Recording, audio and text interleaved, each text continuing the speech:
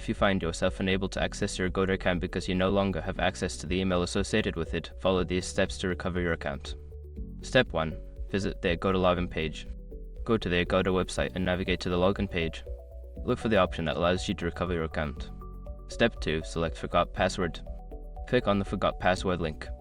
This will prompt you to enter the information associated with your account, such as your phone number or username. Step 3. Use alternative recovery options. If you don't have access to your email, Agoda may offer alternative recovery options, such as sending a verification code to your registered phone number. Choose this option if available. Step 4. Contact customer support. If you cannot recover your account using the automated options, reach out to Agoda's customer support. Provide them with as much information as possible about your account to verify your identity. Step 5. Follow the instructions provided. Once you contact customer support, they will guide you through the recovery process. Follow their instructions carefully to regain access to your account.